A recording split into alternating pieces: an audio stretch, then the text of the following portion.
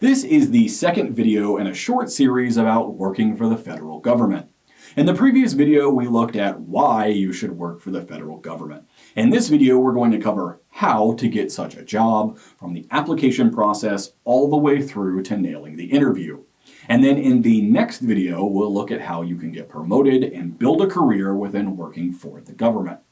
To briefly go over my qualifications, I am a GS-13 admin officer and have worked at 4 different federal departments. Basically, it's my job to know how this stuff works. This isn't a scam or some get-rich-quick video. I'm going to walk you through every step of this process, how it actually works, and the pitfalls you need to watch out for along the way. If you have any questions, feel free to post them in the comments, and I'll respond to them when I can. Okay, let's get started. All government hiring is done through USAjobs.gov. You may see posting in places like Monster or other hiring sites, but these are simply reposted from USA Jobs. USA Jobs is the only website you should be using. Everything that is available will be there. It works like a lot of job sites. You're going to set up a profile and upload a resume. You can both upload an existing resume or use their built-in resume builder. You should do both. Some positions will only use the resume builder, so you want to have one just in case. However, the resume builder makes resumes that look absolutely terrible. I've been on both sides of the hiring game in the government, and let me tell you, they're trash. So make a normal resume in something like Microsoft Word and upload that too. Once you have a profile made and a resume uploaded, you can move on to actually searching for a position. There are 2 main filters you're going to use when searching for a position. They are location and salary. Do not use keywords. I'll explain why in a bit. So put in your location and hit search. Now there is a metric crap ton of stuff on this page. Don't get intimidated, you can ignore most of it, and I'm going to explain the rest.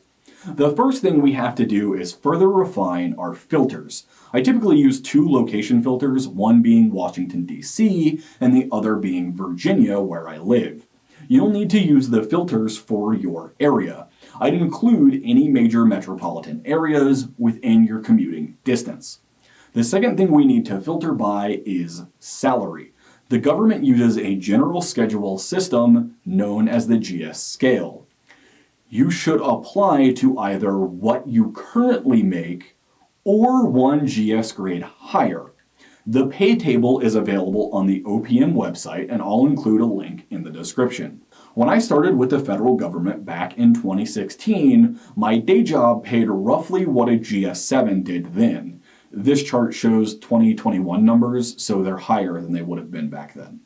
GS positions skip a grade up to GS11. So because I was making GS7 money, that meant I should be applying to positions either at the GS7 or GS9 levels.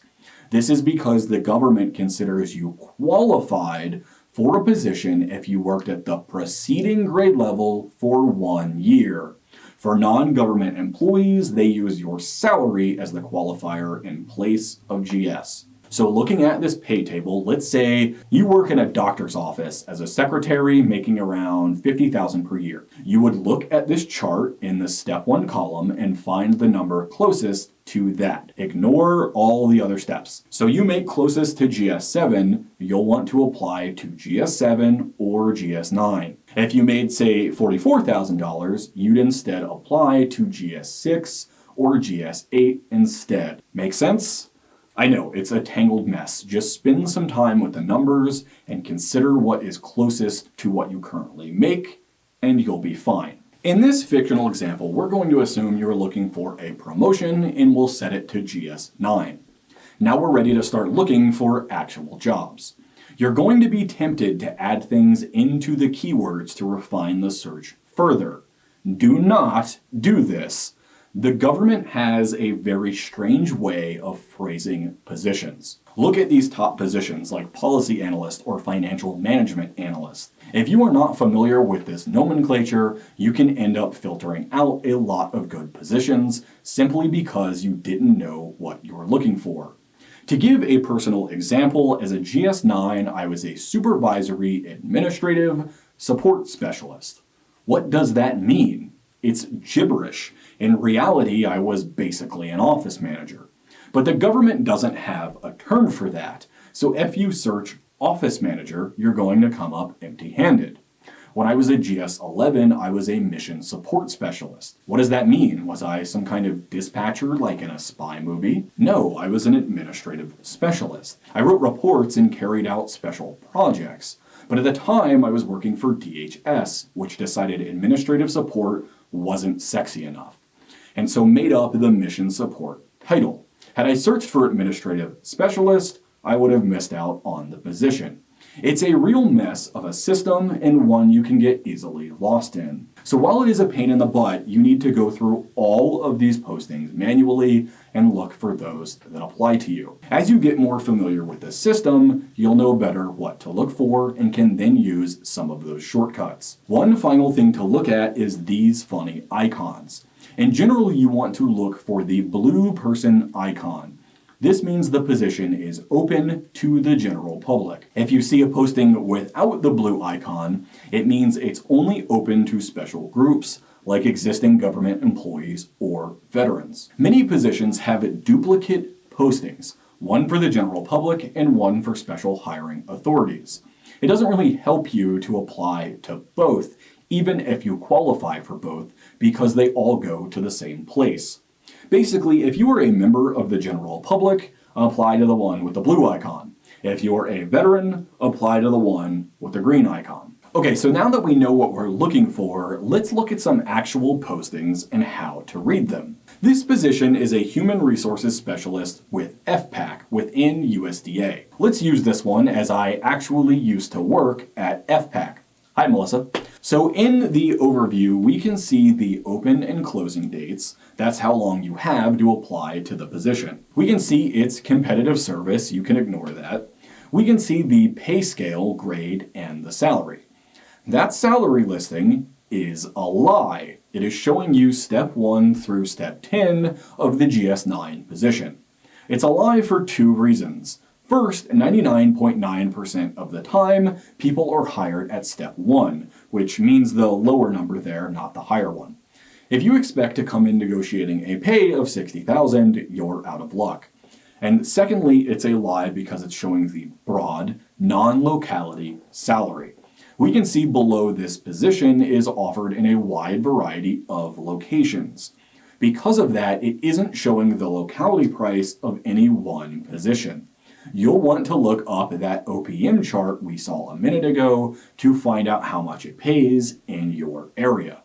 All right, so now we go to the duties and responsibilities. This is the first really important section. It describes what you'll be doing all day. Notice it is written in resume speak. That's important. We'll come back to that. This long sentence just means you're going to be working in HR, doing HR stuff. These 3 sentences mean you'll be creating job postings, writing position descriptions, and tracking how effectively people are getting hired. For most positions, you can ignore travel required. They all say occasional as a precaution, but you will rarely if ever be traveling in most government positions. Supervisory status is important to pay attention to, as it tells you whether or not you'll be expected to supervise other people. Promotion potential is also important, as it tells you whether or not you can get promoted in the position without recompeting. There's a lot of jargon there, but basically, if there are more numbers under promotion potential, it will be easier for you to get promoted in that position. Conditions of employment you can ignore. What we really want to look at here is the qualifications. This, along with duties and responsibilities, are the 2 most important things when looking at these positions. You need 1 year experience at that or the next lowest grade. You need the following experience. Remember, this is all in resume speak. All of these things mean the same things we talked about above: making job postings, writing position descriptions, and taking hiring actions. Now, this bit about experience in education is a bit tricky. To simplify, if you have no or little experience and no degree, you should be applying at the GS7 or lower level. GS5 is a good place to aim if you have no experience at all. GS9 is either for people with entry-level experience or people with a relevant bachelor's degree. GS11 is for those with good experience or a master's degree, and GS12 is for those with lots of experience or a doctorate. I'm going to tell you right now, getting an 11 or higher without experience of some kind is difficult. You want to aim low here and get your foot in the door. You can ignore literally everything else on this page. Do not contact the people in the information section. Instead, you just want to hit the big apply button. Okay, let's talk about resumes for a second. Remember those duties and responsibilities and qualifications sections? Remember how those are written in resume speak? Yeah, there's a reason for that. You need this phrasing in your resume. Your resume needs to be written in this pseudo BS style if you want to get hired. There are filters, both automated and human, who are going to look for these or related phrases. If you don't have them, your application is getting filtered out and no one will ever see them. For example, when I worked in hotels, I hired people. As a manager, that was one of the aspects of my position. However, if under my resume I said I was responsible for hiring and disciplinary action of employees, my resume is getting tossed in the recycling bin. I instead need to phrase it as prepared vacancy announcements or posted job hiring positions, or something else written in resume speak. There's a lot of wiggle room here, and it's easy to make mistakes. So always use the language as written in the posting as your guide. Try not to copy and paste it directly, as that can hurt you later, but make it as close as you can while still sounding natural. With the resume sorted, we can apply and get to the questionnaire. You don't really need to worry about any of these preliminary steps. Just follow the instructions and you'll be all right. The first thing you'll get to is a long list of special hiring authorities. Unless you're a veteran, you can click no on all of these and move on. If you're a veteran, read them carefully and select those that apply to you. Then you get on to the assessment questionnaire. This is where most people are going to screw up. I'm going to say this plainly and carefully so there's no misunderstanding. You need to lie on the questionnaire. I'm going to repeat that. You need to lie on the questionnaire. Do not lie on your resume, but do lie on the questionnaire. The questionnaire is a trap. It's some Roadrunner, Wile E. Coyote nonsense. The way it breaks down is pretty simple. Each question will have 1 to 5 answers ranging from, I don't have experience with this, or I'm only okay at this, to, I have all the experience or am the best in the world. Those questions are worth a number of hidden points. These points are added up across the questionnaire and totaled at the end. You will never see this number or the score it adds up to. On the back end, the applications are sorted based on those numbers. So let's say you answer honestly and give the 4th highest answer on each question. This is a pretty good, honest answer. It's the one most people would select without being arrogant. But some people are going to pick this 5th answer. Those people are probably lying, but because the points are the only things that matter, their application will be at the top of the list and they'll get called in for the interview. The hiring manager will never even see yours. You have to lie on the questionnaire. It sucks, but it's the reality on the ground. When it comes time for the manager to actually look through applications, they are going to ignore this questionnaire anyway because all the answers end up being the same. The only thing they'll look at is your resume, so make sure it's good and don't lie on it because you will get caught. One final thing to cover about applications. You need to take a shotgun approach. You need to be applying to dozens and dozens of positions. This is because, quite simply, this system is pretty broken. You're going to have positions that you are overqualified for being rejected, saying you aren't qualified. You're going to have positions that you lose out on because you weren't part of a special hiring authority. It's not great, but again, there's no way around it. So apply frequently and apply often. It can take 3 to 6 months of sending out applications before you are even brought in for an interview. Don't get discouraged. It's not you that's broken, it's the system. Keep putting those applications out there and something will turn up. If you are really hitting a brick wall, try changing up the wording in your resume to make sure you aren't being caught by any automated filters. All right, so now we get to the interview. I'm not going to go into the generalities of how to behave in a job interview here. You should already know that, and there are a lot of other resources available. Instead, let's talk about some of the specifics of a government interview process. While there are exceptions, they generally work as follows. There's a first round interview, a second round interview, and then an offer made. The offer is generally non-negotiable, so don't bother. The first round interview is going to be a panel interview. There will be 3 people asking you a series of questions. While this may be intimidating, this actually works in your favor, as the questions are the same for all applicants. So if you have a gap in your employment, it's not likely to come up in the panel interview. And the questions in that interview are going to be directly related to those duties and qualifications we talked about earlier. They're going to be very broad, very general, and ask you about instances where you dealt with a problem or some crisis in your job and how you handled it.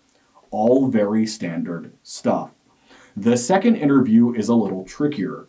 These are basically a rubber stamp. If you make it to the second interview, you are the top candidate, or at worst, are top 3, and they want to hire you.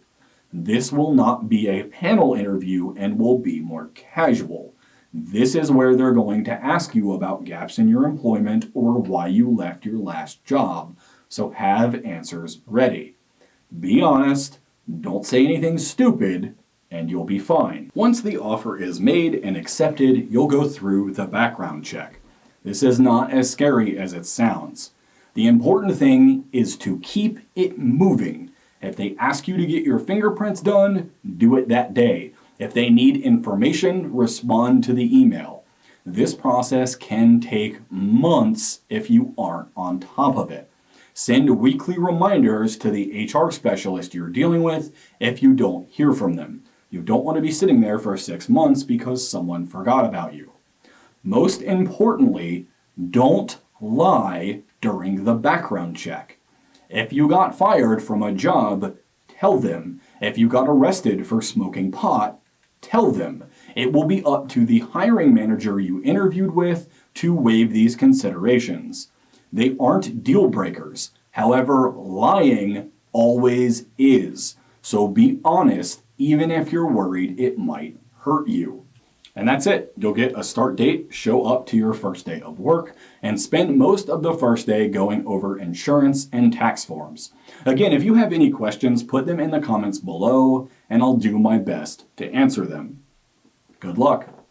If you are interested in a career in the federal government, or what those government employees do all day, consider picking up my new book. Rebuilding the Executive pulls the government curtain back and gives you an inside look at how the executive branch actually functions, the limitations it faces, and what we can do to fix it. If you want to support the channel, you can pick it up on Amazon Kindle or Google Play. Thanks for watching, and I'll see you in the next video.